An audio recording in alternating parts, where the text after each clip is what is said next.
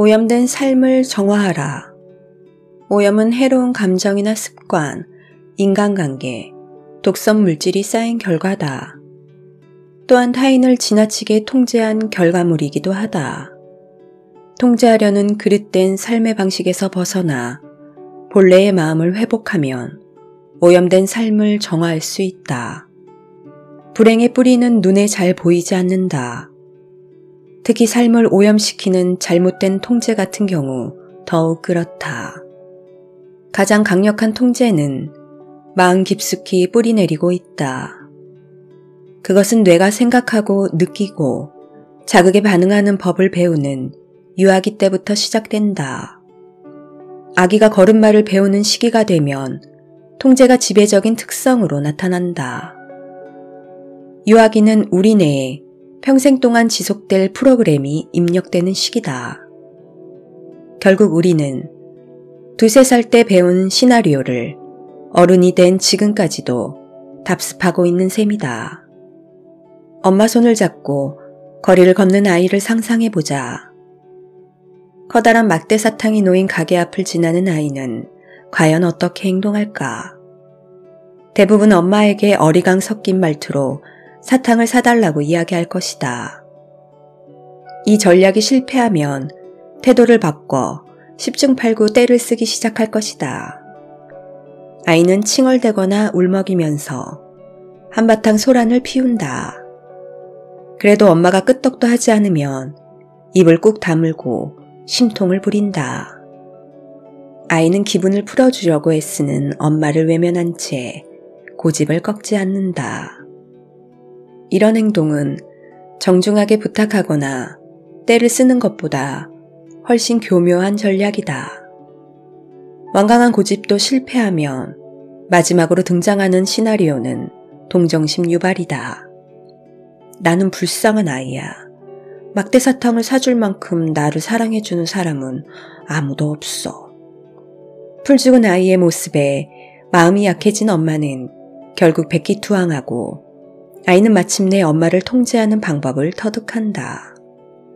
이 순간 아이는 먹히는 전략을 발견했다며 속으로 쾌재를 부를 것이다. 요구에서 동정까지 이르는 감정 사이클은 아주 단순하고 유치해 보이지만 수많은 어른이 아직도 원하는 것을 얻어내는 가장 효과적인 전략으로 믿고 사용하는 방법이다. 그러나 이런 식의 통제가 지닌 문제점은 다른 사람을 조정하는 것으로는 당신이 진정으로 원하는 사랑과 평화, 기쁨과 즐거움을 얻을 수 없다는 것이다. 통제는 행복에 대한 잘못된 프로그램이 입력되도록 뇌를 훈련하는 것에 불과하다. 타인에 대한 통제는 사실상 당신을 조정하는 것이다. 이대로라면 당신은 원하는 것을 얻기 위해 부탁하고 떼쓰고 고집 부리고 동정심을 일으키는 것 말고는 아무것도 할 줄 모르는 사람이 돼버린다. 통제는 삶을 오염시키는 가장 교묘한 방식이다. 마음을 통제하려는 사고방식에서 벗어나지 않고는 결코 진정한 행복에 도달할 수 없다. 해로운 감정과 습관, 관계에 중독된 우리 몸을 해독하는 길은 다른 어딘가가 아닌 마음에서 찾아야 한다. 다음은 우리를 다양한 형태의 오염에서 벗어나게 만드는 7단계 정화작용이다. 1단계, 현재의 반응 태도에 책임을 느껴라. 2단계, 내면의 감정을 관찰하라. 3단계, 감정에 이름을 붙여라. 4단계, 감정을 밖으로 표현하라. 5단계, 감정을 다른 사람과 나누라. 6단계, 특별한 의식을 거쳐 유해한 감정을 방출하라. 7단계, 해방감을 만끽하며 앞으로 나아가라. 이 방법은 부정적인 감정과 습관, 욕심, 인간관계 등 당신이 바꾸고 싶은 모든 것에 적용할 수 있다. 그 안에는 통제를 일삼던 당신의 습관이 깊숙이 배어 있다. 이제 각 단계를 숙고하면서 통제하기를 통제할 방법을 모색해보자. 책임감을 느껴라. 먼저 자신을 비난하거나 질책하기를 중단하라. 현재의 불행에서 벗어나는 것은 과거에 시작된 통제 습관을 바꿀 효과적인 방법을 찾는다는 뜻이다. 자기 반응에 책임을 느끼고 변하지 않으면 자기 삶을 남의 손에 맡기는 격이 된다. 이는 곧 당신이 행복해지기 위해 다른 사람을 변화시키겠다는 뜻이다. 얼마나 얼토당토하는 말인가. 내가 변하는 것도 어렵고 힘든데 다른 사람을 변화시켜서 나의 행복을 도모하겠다니. 내면의 감정을 관찰하라. 통제는 같은 상황이 닥칠 때마다 같은 반응을 보이도록 당신을 훈련시킨다. 이런 습관적인 반응이 시작될 때마다 거기에 말려들 수밖에 없기 때문에 당신은 항상 절망감을 느끼게 된다. 이럴 때 당신에게 필요한 것은 한 발 물러서서 자신을 관찰할 수 있는 공간이다. 관찰한다는 것은 감정에 이용당하는 게 아니라 감정에 동의한다는 뜻이다. 가장 바람직한 관찰 자세는 감정이 발생하는 신체 부위에 집중하는 것이다. 부정적인 감정은 산스크리트어로 차크라라고 하는 몸의 주요 부위에 나타난다. 분노는 위, 신경과민은 배, 두려움은 심장, 절망감은 목, 성적 긴장감은 성기 주변에 주로 나타난다. 그러나 이에 대해서는 너무 세세하게 설명하지 않기로 한다.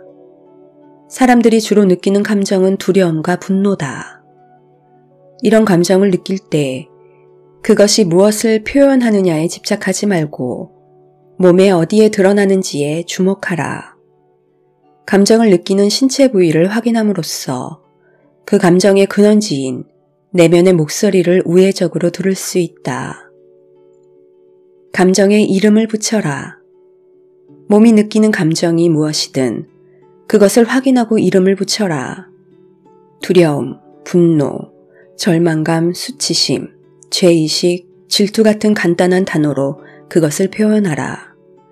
다만 배반감, 실망감, 상처 같은 비판적인 단어나 다른 사람을 질책하는 어감을 지닌 단어는 사용을 삼가라. 감정에 이름을 붙이는 것은 당신이 다루고 있는 감정을 확실히 인식하는 데 도움이 된다. 당신의 감정을 단순하고 분명하게 표현할 수 있기 때문에 화가 났을 때 흔히 저지르기 쉬운 장황하고 복잡한 설명에 빠지지 않을 수 있다. 사실을 왜곡하는 이러한 변명은 과거에 주목하지만 당신의 감정이나 기분은 지금 이 순간에 느끼는 것이라는 사실을 잊지 말라. 감정을 밖으로 표현하라. 어떤 감정이라도 마음속에 꼭꼭 담아두면 썩기 마련이다. 감정을 밖으로 표출하는 것은 부패를 막고 몸과 마음을 정화한다. 누구를 얼마나 미워하고 증오하는지를 표현하라는 게 아니다. 어떤 감정이든 자기 입장에서 바라보는 게 당연하기 때문에 우선 당신이 느끼는 감정을 솔직하게 글로 적어보라는 말이다. 그런 다음 상대방의 입장에서도 그것을 표현해보라. 아마 전자보다 훨씬 힘들 것이다.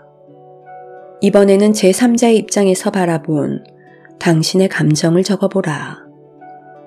뉴욕타임스에 게재할 기사를 작성한다는 기분으로 최대한 객관적으로 서술하라. 이렇게 세 가지 관점에서 감정을 표현하다 보면 치솟았던 분노나 갈등, 두려움이 서서히 에너지를 잃게 될 것이다. 당신은 이 과정을 거쳐 의식을 확장하는 것이다. 의식의 확장은 막혔던 에너지를 흐르게 하는 반면 수축은 에너지를 침체시켜 골마 터지도록 만든다. 이 법칙을 터득하면 감정을 처리하는데 매우 도움이 될 것이다. 사람들이 감정에 대처하는 처음 반응은 대개 자신의 입장으로 축소되기 때문이다. 감정을 다른 사람과 나누라. 당신에게만 집중되었던 좁은 시야를 확장했으면 이번에는 다른 사람이 참여하도록 허락하라. 믿을 만한 사람에게 당신의 감정을 털어놓으라. 당신이 그런 감정을 갖게 된 세세한 과정과 앞서 소개한 3가지 입장을 모두 설명하라. 이때 당신의 입장만 주장하거나 사실을 왜곡하지 않도록 유의하라. 당신의 목표는 듣는 사람의 정확한 판단이므로 최대한 사실 있는 그대로 전달하라. 의식을 통해 감정을 방출하라. 삶을 오염시키는 독소를 정화하는 당신만의 특별한 의식을 만들어라. 이로써 당신은 어떤 문화권에나 존재하는 초월적인 힘에 호소하는 것이다. 의식을 거치는 동안 당신은 그런 감정에 집착할 필요가 없다는 걸 깨닫고 해로운 감정의 노예에서 벗어나는 편이 낫다는 결론에 도달할 것이다. 나중까지 기억에 남을 수 있고 당신에게 의미 있는 특별한 의식을 고안해보라. 분노를 적은 종이를 강물에 던지면서 당신의 짐을 동정녀 마리에게 대신 맡길 수도 있고 슬픔을 적은 종이를 조약돌에 감아 바다에 던지는 방법도 있다. 어떤 의식이든 지금 이 순간부터 나는 자유다 라고 외치며 속이 후련해질 수 있으면 된다. 이런 의식은 혼자 할 수도 있지만 당신의 해방을 인정하고 필요할 때마다 그것을 일깨워줄 증인 앞에서 하는 것도 효과적이다. 해방감을 만끽하며 앞으로 나아가라. 이제 기쁨과 감사로 당신의 해방을 축하할 시간이다. 지나간 과거와 새롭게 다가올 미래를 위해 축배를 들어라. 자신에게 축하 메시지를 보내는 것이므로 꼭 요란하고 떠들썩할 필요는 없다. 당신이 이제 자유롭고 행복할 충분한 자격을 얻었다는 걸 인정하는 절차인 만큼 그 소중함을 상징하는 것이면 충분하다. 자축연이 끝났으면 홀가분한 마음으로 앞을 향해 힘차게 발걸음을 내디뎌라. 모두가 이 7단계를 충실히 이행하기는 어려울 것이다. 그럴 때는 가능한 부분만이라도 실행에 옮기도록 노력하라. 당신을 통제하려는 거짓자아는 이렇게 속삭인다. 변할 필요 없어. 지금도 잘하고 있는데 왜 애써 힘든 길을 가려고 하니? 그러나 당신의 기분이 우울하고 불안하고 의기소침하다면 이 말은 거짓이다. 아무리 달콤하더라도 그것은 당신을 행복에서 멀어지게 만드는 멸망의 속삭임이다. 7단계는 미래를 헤쳐나갈 새로운 행동 방식을 터득하도록 당신을 인도한다. 너무 성급하게 서두르거나 단계를 건너뛰지 말라. 각 단계가 지닌 이점이 충분히 발휘되도록 천천히 실행하라. 이것은 현재를 새로운 행동 방식으로 채워 과거의 잘못된 행동에서 벗어나게 만드는 유일한 방법이다. 한 단계 한 단계 꾸준히 실천하다 보면 언젠가 7단계를 모두 거칠 필요가 없는 날이 올 것이다. 자신의 감정을 잘 인식하고 관찰하면서 발목을 붙잡는 해로운 에너지를 방출하는 기술에 익숙해지면 당신은 저절로 자기 상황을 여러 입장에서 바라보게 될 것이다. 그때까지는 내면을 정화하는 7단계를 착실하게 훈련해야 한다. 끝없이 단순하라. 일단 감정에 휘둘리지 않는 자유로움이 무엇인지 경험하면 당신은 언제든지 삶을 정화할 수 있는 공간을 확보하는 셈이다. 그 경지에 이르면 당신은 단순한 삶을 원하게 된다. 행복은 단순한 것이기 때문이다. 당신은 이제까지 모든 영역에서 정도 이상의 것을 추구해왔다. 너무 많은 것을 가졌고 지나치게 분주했고 마음 가득 감정을 쌓아두었고 결코 이룰 수 없는 목표로 어깨를 짓눌러 왔다. 그러나 삶을 정화할 준비가 되었다면 당신은 다음 방법을 이용해 구석구석 스며있는 삶의 거품을 걷어낼 수 있다. 하나, 주변을 단순하게 정리하라. 2. 무언가를 샀으면 무언가를 버리라. 3. 환경보호에 투자해서 자연의 선물이 당신에게 되돌아오게 하라. 4. 이득이 되지 않더라도 좋은 일을 하라. 5. 매사에 관대하라. 6. 보이지 않는 곳에서 아낌없이 베풀라. 7. 몸을 함부로 하지 말고 잘 돌보라. 우리의 삶은 지금도 복잡하고 갈수록 복잡해지거나 지금도 단순하고 갈수록 단순해지거나 둘 중 하나다. 중요한 점은 전자에서 후자로 변해야 한다는 것이다. 통제는 처음 시작했던 모습대로 똑같이 되풀이된다. 따라서 대수롭지 않은 작은 일이라도 습관적인 통제에서 벗어나려고 노력하면 뇌의 신경회로는 효과적으로 변모한다. 시간이 흐를수록 당신의 뇌가 점차 단순 명료해진다는 뜻이다. A와 B 사이의 감정에서 혼란스러워하지 말고 뇌가 세상을 똑바로 바라볼 수 있도록 훈련하라. 앞서 말한 감정을 느끼는 7단계는 무한한 가능성을 품고 있다. 그 가능성이 바로 통제받는 상태와 자연스러운 상태의 차이다. 자연스러운 상태에 있다면 당신은 자신에게 무한한 잠재력을 부여할 수 있다. 우리를 오염시키는 모든 것은 결국 하나로 요약된다. 바로 우리의 참자아를 빼앗아가는 것이다. 참자아는 완벽한 선택의 자유 안에 살고 있다. 그것은 매일 무한한 가능성을 향해 뻗어나간다. 언젠가 모든 통제에서 완전히 벗어날 수 있을 때 우리는 비로소 본래의 순전하고 순수한 모습으로 돌아갈 것이다. 현재를 살아라. 현재라는 순간은 단 하나의 영원한 시간이다. 그것은 결코 사라지거나 잊히지 않는다.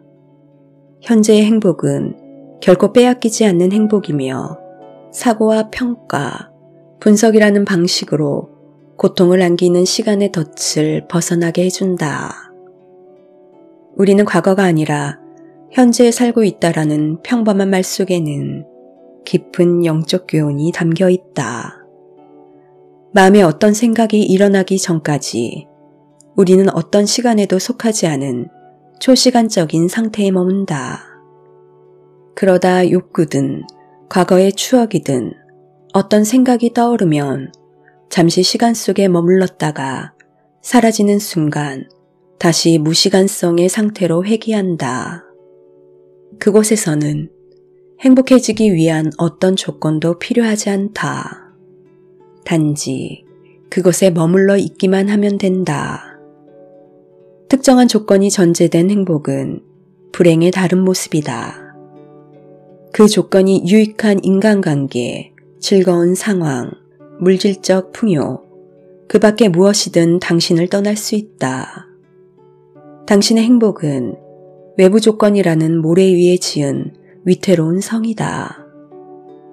조건에 따라 흔들리지 않는 행복이 진정한 행복이며 우리는 이것을 지복이라고 부른다.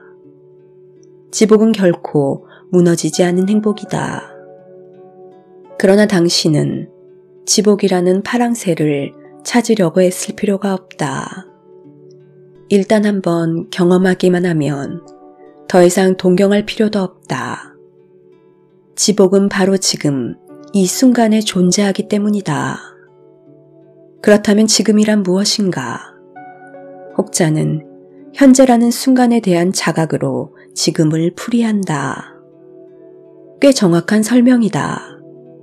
분명히 말하건대 지복은 과거를 기억하거나 미래를 기대하면서 찾을 수 있는 게 아니다. 지금이라는 순간은 시간의 범주에 속하지 않는다. 시간조차도 그것을 멈출 수 없기 때문에 시간을 초월하여 존재한다.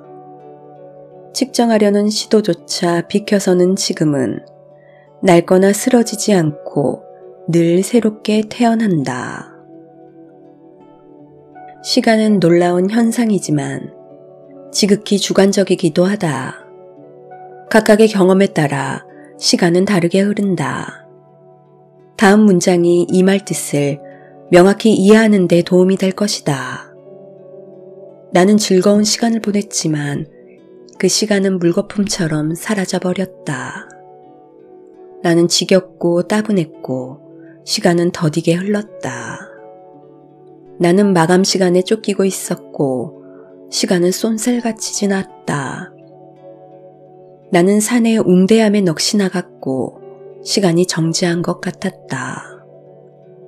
시간의 가장 큰 맹점은 바로 이 같은 주관성이다. 과거에 대한 후회든 미래에 대한 불안이든 당신은 몸으로 그것을 재해석한다. 다시 말해, 당신은 시간을 자기식으로 소화하는데 많은 시간을 낭비하고 있다. 모든 경험은 당신의 몸에서 이루어지는 신진대사를 거쳐 생리적인 시계에 영향을 미친다. 생리적인 노화와 그에 따른 노쇠, 고통과 불행 등 부가생산물은 시간의 신진대사에 불과하다. 여기에 간간히 되살아나는 과거의 상처가 고통을 더하면서 당신의 몸을 망가뜨린다. 물론 좋은 경험도 시간의 신진대사를 거치지만 육체적 쇠락을 가져오지는 않는다. 예로부터 세상의 모든 지혜는 시간의 수수께끼를 풀고자 온 힘을 다해왔다. 어떤 조건도 필요 없는 진정한 행복인 지복은 오직 현재라는 순간에만 생겨나기 때문이다. 만일 당신의 삶이 시간의 덫에 걸려 있다면 당신의 몸도 그 덫에 빠져 허덕일 것이다. 그러나 당신이 시간의 소나기에서 헤어나오면 당신의 몸도 지복을 경험하며 놀랍도록 달라질 것이다. 하여 당신에게 옛 지혜가 도달한 시간에 대한 해결책을 소개하고자 한다. 옛 성현들은 시간을 의식의 흐름 또는 생각의 흐름으로 정의했다.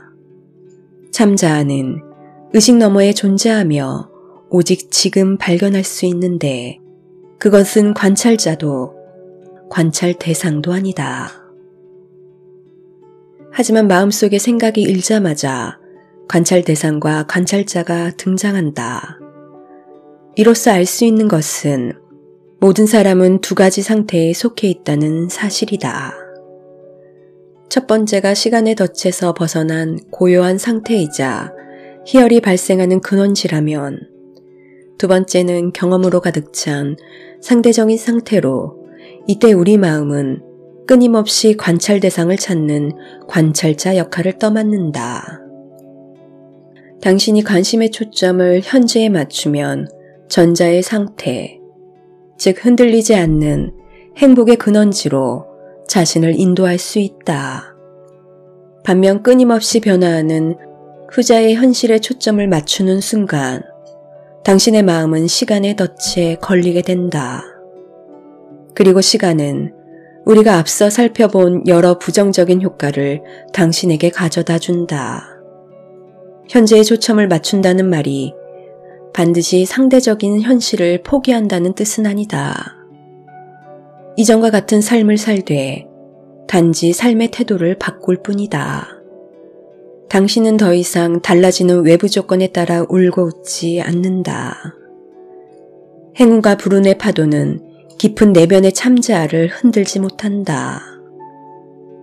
그러나 대부분의 사람은 끊임없이 변하는 시간의 흐름에 사로잡혀서 자신이 현재라는 순간을 놓치고 있다는 걸 알지 못한다. 모든 불행은 시간 안에 존재한다. 다시 말해, 그럴듯한 자기 이미지를 쫓아 참자아를 희생하는 순간 시간이 탄생한다. 우리는 앞서 그럴듯한 자기 이미지와 허상에 대해 살펴보았다. 사고의 흐름인 시간은 자기 이미지나 거짓 자아를 내면을 평가하는 기준으로 삼는다. 이때 마음속에서 일어나는 일을 좀 더 가까이 들여다보면 무엇이 보일까? 당신은 끊임없이 모든 경험을 평가한다. 당신은 자신을 보다 우월하거나 열등한 것과 끊임없이 비교한다. 당신은 무언가를 거부하고 다른 것을 선택한다. 당신은 지속적으로 자기 이야기를 만든다. 이런 행위는 살아가는데 아무 소용없는 것으로 행복하거나 불행해질 이유를 쌓을 뿐이다. 자신을 다른 사람과 비교하지 말라. 자기 이야기를 만들고 그것이 다른 사람보다 나은지 어떤지를 판단하면 당신은 지금 안에 존재하는 자연스러운 행복에서 점점 멀어질 것이다. 거짓 자아를 만족시키려고 자기 이야기를 꾸며내지 말라. 거짓 자아는 멜로드라마를 좋아하기 때문에 끝없이 이어지는 자기 이야기를 만드는데 모든 경험을 이용한다. 그 이야기는 좋을 수도 나쁠 수도 있고 따분할 수도 극적일 수도 있고 자기 중심적일 수도 비교적 공정할 수도 있다. 그러나 만일 아무 이야기도 없다면 어떨까? 당신의 삶은 보다 담백하고 자연스러워질 것이다. 거기에는 길을 쓰고 방어해야 할 자기 이미지도 미래에 대한 두려움도 존재하지 않는다. 앞으로 어떤 삶이 펼쳐질지 불안하지 않다면 당신은 어떤 경험이든 담대하게 받아들이고 흘려보낼 수 있을 것이다. 진정한 자유와 희열은 이런 상태에서 비롯된다. 나는 지금 여기 있는 것만으로도 충분하다 라는 말을 무척 좋아한다. 그러나 많은 사람, 특히 계획과 성취로 가득 찬 삶을 쫓는 소위 성공한 사람들은 이 말에 매우 당황할 것이다. 그들에게 여기에 머문다라는 말은 수동적이고 무의미한 느낌을 주는 탓이다. 그러나 한번 생각해보자. 하루 24시간을 수많은 목표와 실행으로 가득 채운다고 삶이 풍족해질까? 오히려 그 반대일 것이다. 그들은 끊임없이 무언가를 채우지 않으면 삶이 공허해질 거라는 두려움에 벗어나려고 발버둥 치고 있을 뿐이다. 언젠가 위대한 정신적 지도자가 깊은 슬픔에 빠진 사람과 이야기 나누는 걸 들은 적이 있다. 그 사람은 일자리와 전 재산을 잃을 위기에 처했다고 하소연하면서 눈이 번쩍 뜨일 만한 해결책을 현자에게 기대하고 있었다. 그러나 그의 푸념을 조용히 듣던 현자는 이렇게 대답했다. 영혼은 부서지지 않습니다. 그것은 다시 회복됩니다. 이 남자처럼 우리에게도 종종 두려움이 밀려온다. 그러나 목표를 쫓아 쉴 새 없이 달리는 쳇바퀴에서 내려서야만, 화살처럼 빠르게 흐르는 시간을 멈춰야만 비로소 참 자아와 만날 수 있다. 그 순간 당신은 바로 여기가 발을 딛고 설 든든한 바위라는 사실을 깨닫게 된다. 어떤 모습으로 존재하느냐는 존재의 질은 의식의 질에 영향을 미치며 의식의 질은 삶의 질을 결정한다. 우리 존재는 모두 존재하는 것은 그 자체로 충분한 가치가 있다라는 진리에 뿌리 내려야 한다. 거짓 자아는 당신을 변화무쌍한 세상에 동조하도록 부추긴다. 당신의 관심을 참 자아에게서 돌려 다른 것으로 향하게 만든다. 당신이 에너지를 쏟고 있는 것을 꼽아보라. 가정, 가족, 직장, 돈, 재물, 지위, 종교, 정치 등 잡다한 세상사가 목록에 오를 것이다. 그러나 이 모든 것은 거짓 자아가 만들어낸 허상이며 시간이라는 복잡한 구조물 안에 둥지를 틀고 있다. 당신이 거짓 자아라는 장벽을 허물면 시간이라는 장벽도 함께 무너진다. 영원한 지금은 보이지 않고 드러나지도 않는 영적 세계와 당신이 실제라고 믿고 있는 가시적 현실 세계 사이에 자리한다. 우리의 의식은 두 세계를 아우르고 넘나들며 살고 있지만 이 사실을 아는 사람은 그리 많지 않다. 보이지 않고 드러나지 않은 세계가 우리의 본래 세계라는 것을 아는 사람은 더더욱 드물다. 가시적인 현실 세계는 영적 세계의 그림자와 같다. 지금 여기에 초점을 맞추는 행위는 그림자 너머의 실제, 우주의 삼라만상이 탄생하고 쓰러지는 초시간적인 무한한 세계를 향해 창문을 여는 것이다. 외부 세계는 순간순간 달라진다. 다음 순간 나타나는 세계는 이전 세계와 다르다. 지속적인 변화는 그들의 원칙이다. 그 끊임없는 변형은 모든 형태의 과정에 적용된다. 삶의 여정도 예의가 아니다. 그러나 당신의 참자하는 거대한 변화의 흐름 속에서 고요하게 정지해 있는 하나의 점이다. 당신이 그 점에 깊이 침잠하면 혼란한 변화의 물결에 휩쓸리지 않을 수 있다. 당신은 상황에서 순간을 분리할 필요도 없다. 상황과 순간은 이미 별개이기 때문이다. 현재라는 순간을 에워싼 상황은 불쾌하고 고통스럽거나 유쾌하고 즐거울 수 있다. 그러나 전자든 후자든 상황은 발생하고 사라지기를 반복한다. 그것은 곧 지나간다. 하지만 언제나 현재로 존재하는 지금은 영원히 머문다. 사람들은 흔히 삶은 고통이며 결코 피할 수 없다고 말한다. 그러나 어떤 고통은 그것이 우리의 생각이 만들어낸 이상 얼마든지 피할 수 있다. 직업상 나는 극심한 만성 통증 환자를 많이 만나는데 그들 중 몇몇은 실제로 현재의 순간에서 상황을 분리하는 법을 터득하자마자 기적처럼 통증이 사라졌다. 시간을 초월함으로써 시간 안에서 태어난 고통에서 벗어난 것이다.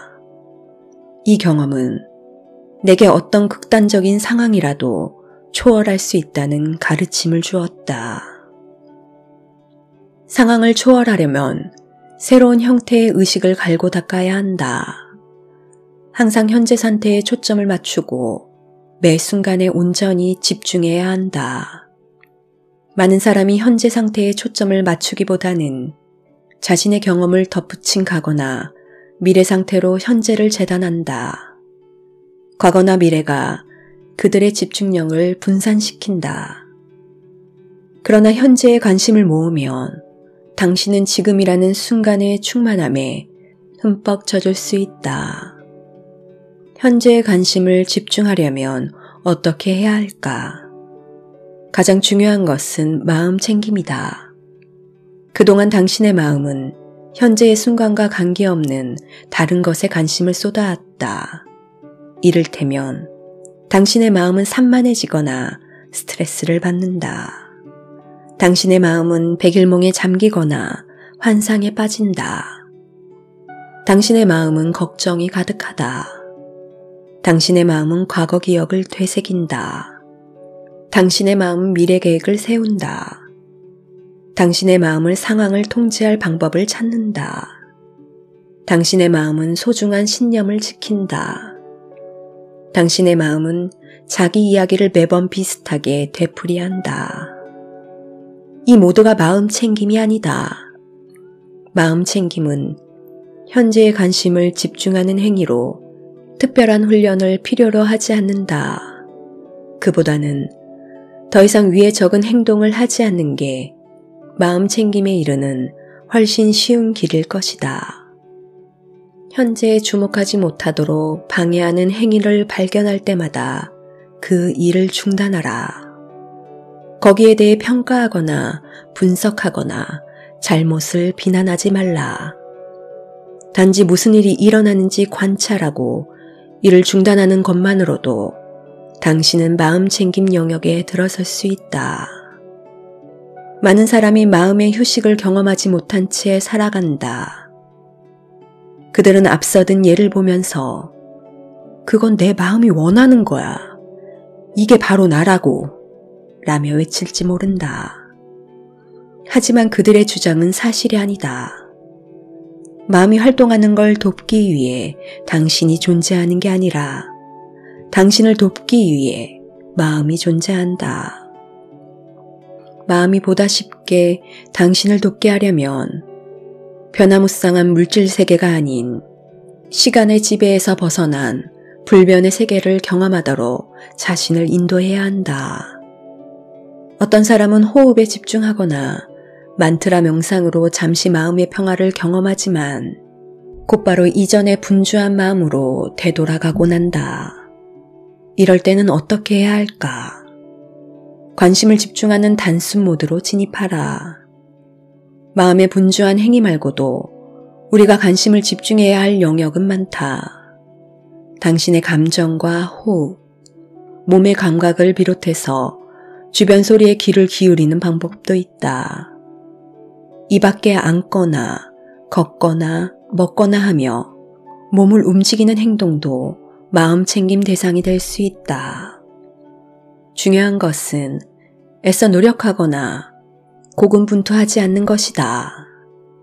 당신이 무엇에 관심을 기울이든 그것이 당신을 현재의 순간으로 인도하여 현존의 경험을 일깨울 것이다. 이를테면 당신은 거룩한 사람과 가까이 하는 것만으로도 지극한 단순하게 거룩함을 경험할 것이다. 이는 함께 존재함에서 비롯된다. 존재한다는 것은 그 자체만으로도 평온과 사랑, 기쁨, 안정 같은 감정을 누리기에 충분한 조건이다. 그러나 우리는 종종 이런 경험을 놓치곤 한다. 어떤 생각이나 감각이 떠오르자마자 그것을 평가하거나 분석하려고 무턱대고 덤빈다. 그럴 때마다 현재라는 순간은 사라지고 그 자리는 잡다한 생각이 차지하게 된다. 현재에 존재하는 것과 현존을 경험하는 것은 같은 뜻이다. 둘 중 어느 쪽도 별다른 노력을 바라지 않는다. 우리는 존재하고자 어떤 노력도 할 수 없으며 그저 존재할 뿐이다. 당신의 마음 챙김을 익히면 행복한 존재함을 가능하게 하는 자질이 평생 당신과 함께 할 것이다. 당신은 마음이 산만해질 때마다 산만해졌다는 사실에 관심을 기울이는 것만으로 현재로 돌아올 수 있다. 마음 챙김은 마음을 비우는 것과 무관하며 무언가를 점검하는 것도 아니다. 지나친 집중이나 긴장을 바라지도 않는다. 그것은 가장 편안하고 자연스러운 상태로서 당신의 본질보다 더 편안한 상태는 없다. 당신은 마음을 어지럽히는 행위를 관찰하고 그것을 떠나보내는 것만으로 간단하게 본질로 들어갈 수 있다. 쉽게 오는 것은 쉽게 간다라는 속담은 참으로 심오한 영적 의미를 갖는다. 오가는 것은 진정한 당신이 아니다. 진정한 당신은 시간의 덫을 넘어 존재하는 희열이다. 나는 이렇게 현재를 산다. 나는 과거나 미래를 덧칠하지 않고 현재 상황을 있는 그대로 본다. 현재 상황은 나를 현재라는 순간으로 인도한다. 그것은 과거의 상처나 미래에 대한 불안감에 벗어나 있다. 내 앞에 펼쳐진 현재 상황에 집중함으로써 나는 마음가짐을 보다 편안하고 긍정적으로 바꾼다. 그것은 내 자신을 현재의 순간에 머물도록 허락한다.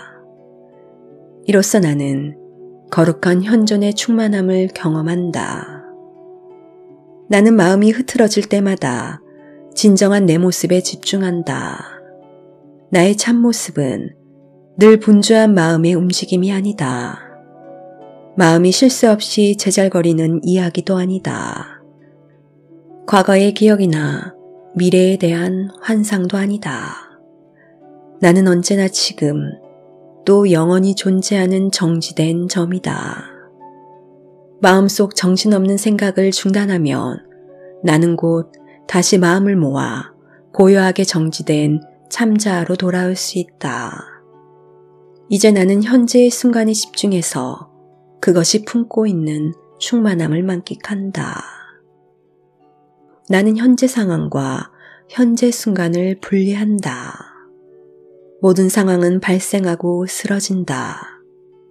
모든 것은 변하지만 나는 그대로 남아있다. 스트레스를 주는 상황이 계속되면 나는 조용한 곳에서 흐트러진 나를 다시 추스른다. 당장 그것이 불가능하면 나는 상황이 허락하는 대로 실천할 것을 다짐한다. 이것이 바로 마음 챙김을 실행하는 효과적인 방법이다. 마음 챙김은 삶의 최우선 목표는 진정한 나로 현재를 사는 것이라는 사실을 떠올리는 것이다. 그럴 때마다 나는 현존의 충만함을 만끽한다.